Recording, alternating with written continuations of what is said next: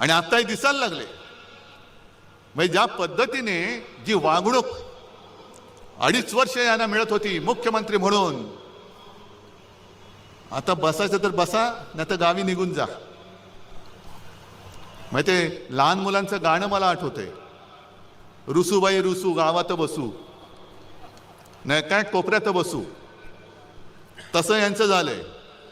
पाहिजे ते मंत्रीपद देत नाही, रुसले गेले गावी, डावसला नेलं नाही गेले गावी, खुर्ची बाजूला ठेवली नाही गेले गावी। म्हणजे रुसूबाई रुसू गावात जाऊन बसू, पण आता डोळ्यातले आसू दिसायला लागलेत तुमच्या।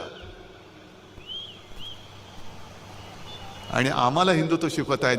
मी जे तुम्हाला सांगत होतो की ज्या पद्धतीने, एक गोष्ट नक्की आहे की लोकसभा निवडणुकीनंतर आपण नाही म्हटलं तरी एक थोडंसं भ्रमात राहिलो, हे सत्य मानलं पाहिजे आपण। आपल्याला